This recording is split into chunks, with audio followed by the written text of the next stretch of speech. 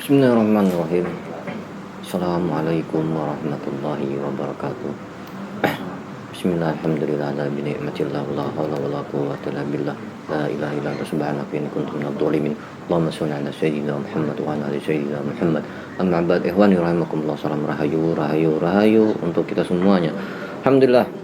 Nih sedikit ngotak-ngatik tentang jagat Tarub dan Nawang Wulan. Dan kita akan tanyakan ya seperti konten yang kemarin tentang kayangan sosok lakop Sang Hyang Nurcahya Nirwana. Ini lakopnya beliau, dan beliau itu posisi menaklukkan kayangan dan mendapatkan gelar Sang Hyang Nurcahya Nirwana. Dan orang-orang kayangan ini yang seperti apa? Apakah orang kayangan ini turun ke bumi, dan misalnya turun ke bumi sebagaimana turunnya Dewi Nawang Wulan ke bumi, ini turunnya bagaimana dan seperti apa? Itu kan. Biar kita tanyakan ke orang kayangan. Jadi sebelum masuk ke konten seperti biasa, Mas, Mbak, Bro, ojo lali di subscribe ya. Jangan ojo lali di subscribe, di like. Di like nggak konco ngopi. Karo di share ben manfaat berkah insyaallah. Monggo.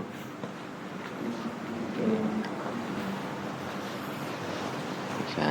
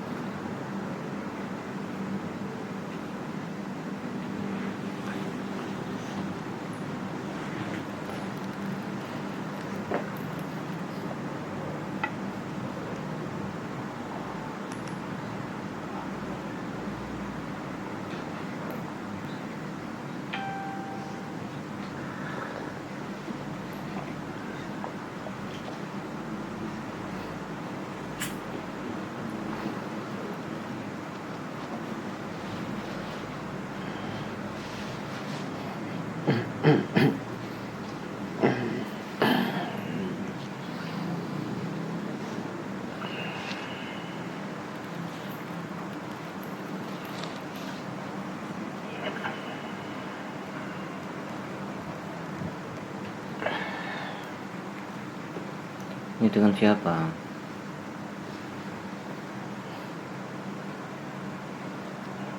Selamat malam. Selamat malam. Assalamualaikum warahmatullahi wabarakatuh. Waalaikumsalam warahmatullahi wabarakatuh. Ini dengan siapa? Saya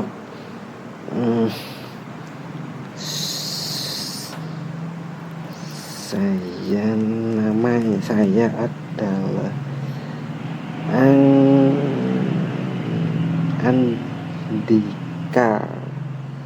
Andika. Iya. Andika dari mana? Dari bawah langit. Atau biasa disebut negeri kayangan. Nih, ya, ada yang ingin saya tanyakan. Bagaimana sih kehidupan di kayangan tersebut. Iya. Kehidupan yang seperti apa di kayangan tersebut itu? Iya. Saya sendiri di sana itu ada di tingkatan yang paling bawah. Ya, itu kalau kami bangsa kayangan yang di tingkat paling bawah itu, kehidupan kami itu adalah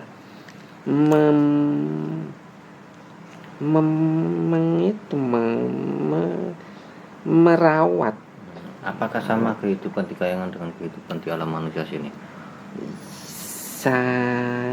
Sangat berbeda. Berbeda dari segi apa? Ya. Kalau kehidupan manusia di alam sini itu kan terikat oleh aturan ini raga, aturan fisik, aturan jasad atau fisik raga manusia itu sendiri, dan tempat alamnya itu juga mengikat manusia itu sendiri. Nah, kalau kami yang tinggal di bawah langit itu, kami tidak punya ikatan yang bersifat ragawi. Jadi kami bisa berkelana kemanapun asalkan itu ada surat tugasnya. Kami bisa memantau turun ke sini, ke alam sini. Kami bisa menjangkau pegunungan sana, menjaga kawasan pegunungan sana. Di atas pegunungan itu kan ada banyak kerajaan-kerajaan, istana-istana dari bangsa golongan gaib, jin, atau bangsa siluman, ataupun bahkan kerajaan yang berisi warisan dari kerajaan masa lalu. Yang ini bagian ini saya tidak mau bercerita, nggih. Pokoknya kami ada tugas memantau dari tingkat atas sana, dan jika ada keperluan tertentu jika ada tugas, kami diperbolehkan turun ke atas alam manusia ini. Nah, kehidupan di kayangan ini maksud saya yang seperti apa? Yang sama tidak dengan kehidupan manusia, misalnya ada pengajian, ada gitu ya. Yang mengajarkan ngaji, ada yang ngajarin fikih gitu kan. Apakah di alam sana itu ada? Iya, pastinya ada, sama. Pasti ada. Sama. Kami itu kan ya sama kok. Kami tugasnya sama secara apa ini namanya ya? Secara ilmu tujuan hidup kami sama kayak seperti manusia pada umumnya, sama. Kami tujuannya diciptakan semata-mata hanya untuk mengabdikan diri kepada Sang Pencipta, pada Gusti Allah yang kuasa. Nah, segala-galanya. Makanan di sana itu seperti apa? Makanan orang kayangan itu seperti apa? Makanan kami nggih. Kalau di sini kan beras. Nggih, kula nggih sumerep ya. Terus niku nggih. Kalau makanan kami itu berasal dari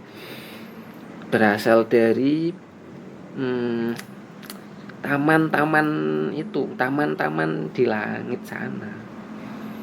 Taman-taman ada itunya, itu apa? Semacam ini apa?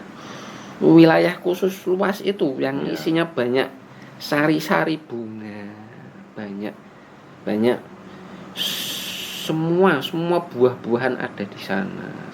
Seperti ya mirip tanaman yang ada di alam sini, cuman di sana itu ini sudah apa itu ya, khusus itu buat kami para penghuni alam bawah langit. Oh, Sudah jadi khusus. seperti buah-buahan seperti itu ya.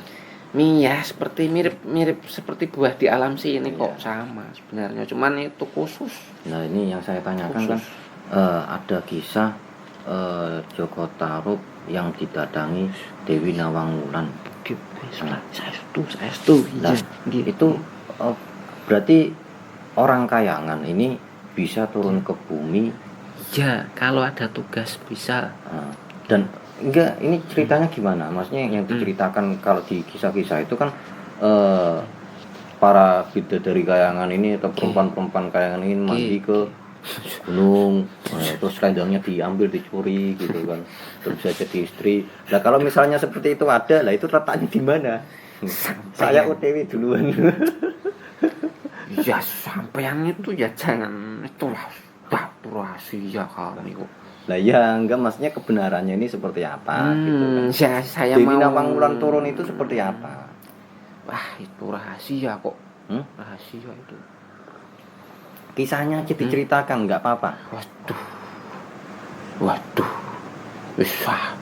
Maksudnya ciri-cirinya orang Kayangan ini turun ini bagaimana? Kalau itu mau aku cerita, Iya. kalau Kanjeng Dewi saya enggak Enggak. Iya, saya juga tahu. Wah, kula mboten Suladap lah seperti itu kan. Kula nggih mboten niku, mboten angsal matur kok. Nggih. Mboten angsal. Nah, ya udah itu Ya. aja tadi diceritakan bagaimana sosok bidadari ini turun dari Kayangan ke bumi ini bagaimana? Itu ya itu mah Dewi. Kalau bidadari kan nggih wonten mriku, Ya. nginggil niku, alam swarga loka. Iya. Nggih wis nggih kadang-kadang nggih kadang-kadang nggih. Bahasa Indonesia. Oh iya, maaf punten. Oh iya ya maaf. Nggih keceletut nggih. Aduh. Itu.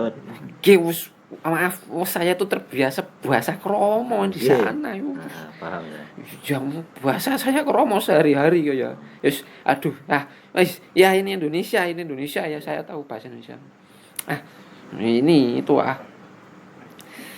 ya itu kadang-kadang nggih itu kadang-kadang para kanjeng-kanjeng dewi-dewi dari atas alam bawah langit itu ya kadang-kadang ada itu, memang ada tugas untuk turun ke bumi itu.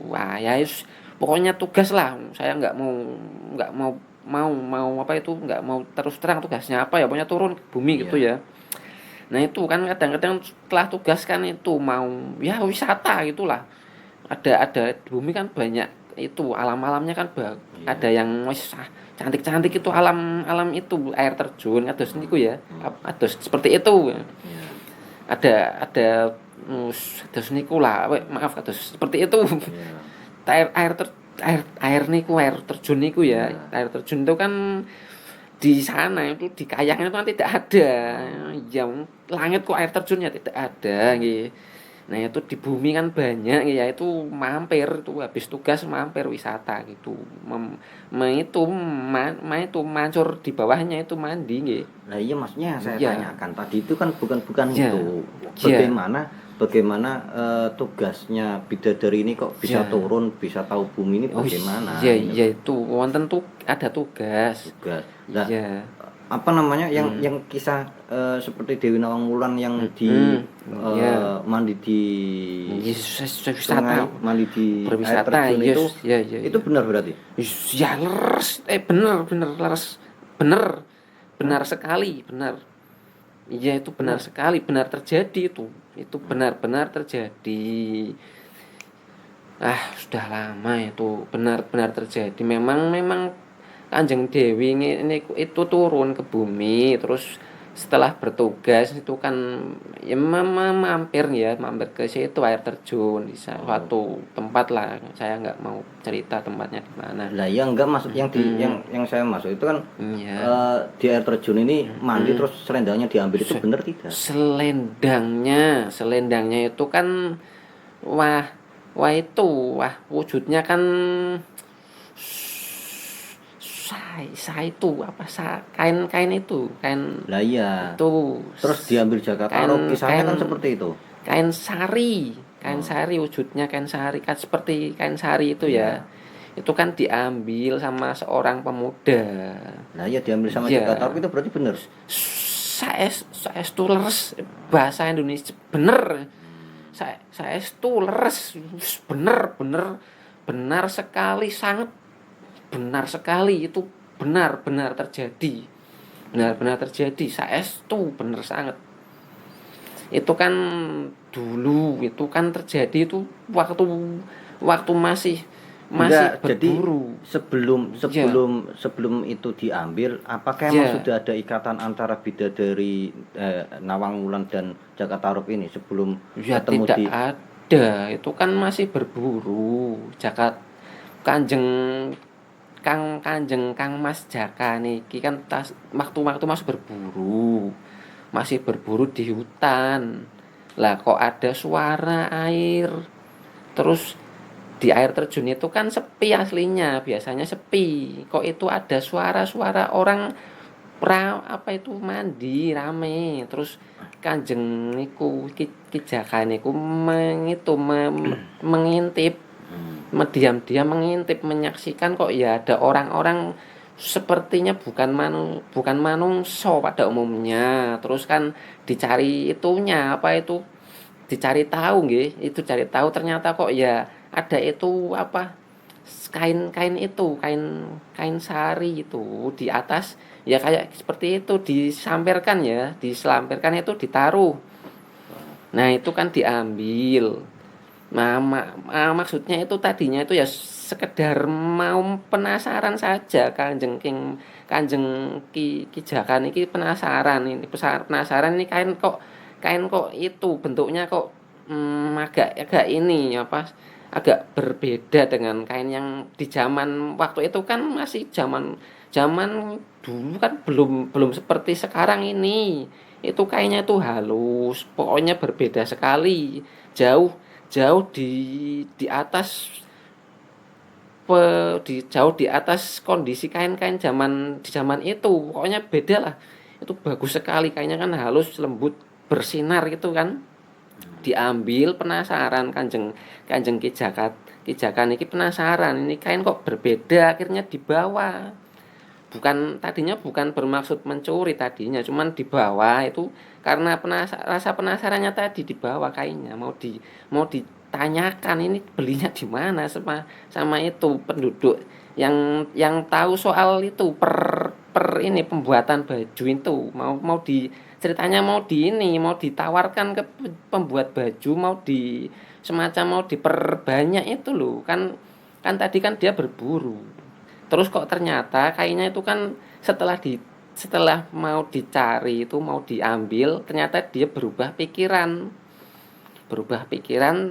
akhirnya itu nggak jadi ditanyakan, akhirnya dibawa sendiri, dibawa pulang. Nah, ini kan kisah sampean yang mengisahkan seperti ini. Iya. Ini sumbernya sampean tahunya dari mana? Saking simbah saya dulu pernah bercerita, Berarti dulu buyut saya dulu bercerita. Kisah itu sebelum Sang Hyang Nurcahyaning Nirwana menaklukkan Kayangan. Saya dulu diceritakan seperti itu. Iya, zaman dulu belum Paduka belum muncul ke dunia, dereng lahiran.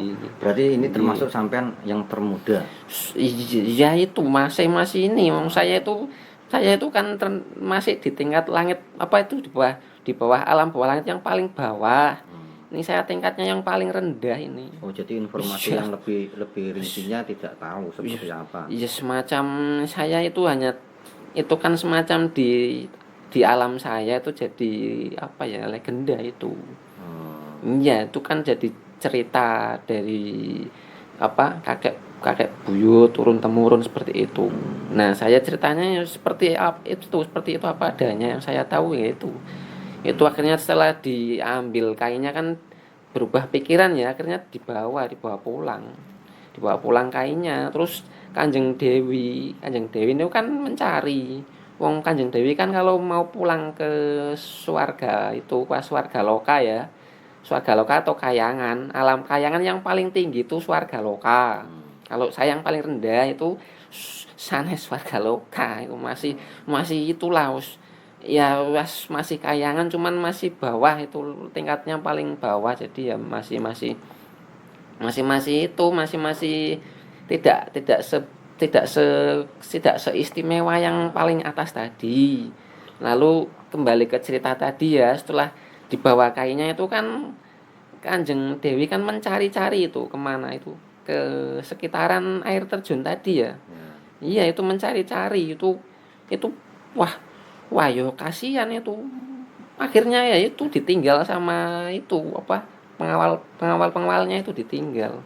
Kan banyak itu dewi-dewinya itu tidak cuma satu yang apa, yang turun ke alam sini itu tidak cuma satu ya. Nah, itu yang mengawal itu akhirnya meninggalkan karena waktunya sudah habis. Waktu untuk tugasnya itu sudah habis. Lah Kanjeng Dewi itu karena tidak punya kainnya, yaitu akhirnya pontang-panting mencari kain tadi itu ke sana kemari, akhirnya menemukan jejak bau manusia.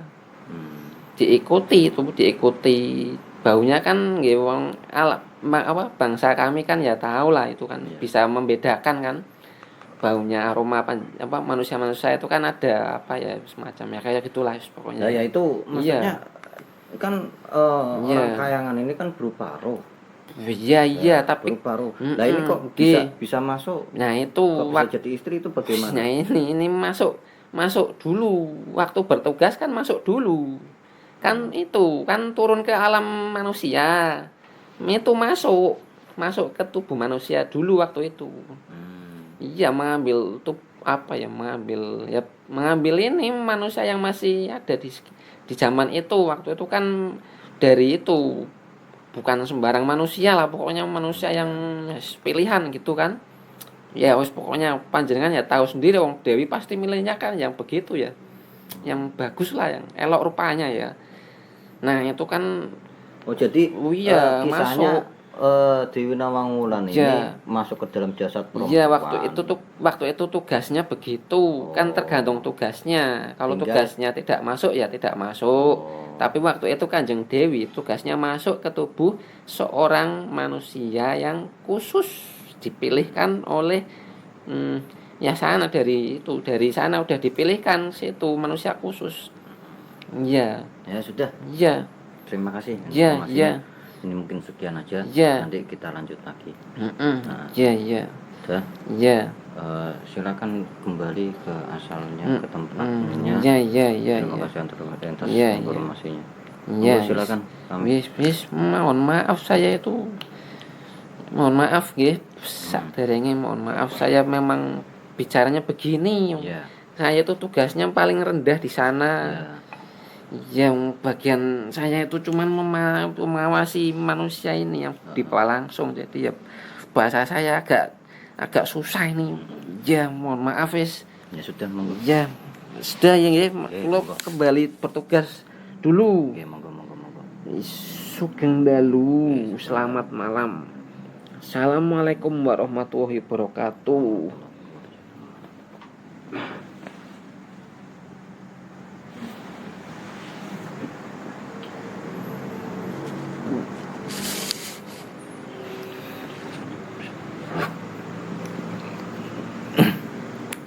Bismillahirrahmanirrahim. Kisah-kisah tadi ya. Jadi masih ada lanjutannya, bagaimana Dewi Nawangwulan ini turun ke bumi dan untuk masuk ke dalam jasad siapa. Karena tadi ini yang hadir itu termasuk generasi milenial, ibaratkan gitu kan, generasi awal gitu kan, ibaratkan manusia itu ya generasi baru. Jadi kisah yang didengar itu kisah yang turun temurun dari kakek-kakeknya seperti itu. Untuk kebenarannya ya wallahu alam gitu kan. Nah, nanti insya Allah kita akan panggil salah satu yang mengetahui lebih detailnya gitu kan, kisah Dewi Nawangwulan turun ke bumi ini bagaimana dan seperti apa tugasnya tadi gitu kan. Karena tadi ibaratkan kan Cerono kan masih nggak berani untuk mengungkapkan karena kapasitasnya memang tidak berani seperti itu kan. Nah di sini kita akan panggil yang insya Allah semoga Allah meridhoi, semoga guru saya meridhoi untuk bisa yang lebih tinggi untuk hadir ke dalam tubuh mediator dan cerita lagi tentang kayangan dan sosok-sosok yang turun ke bumi ini yang seperti apa. Sekian video kita hari ini. Nah, setelah ini kita lanjut insya Allah di part 2 nya. Ini Assalamualaikum warahmatullahi wabarakatuh.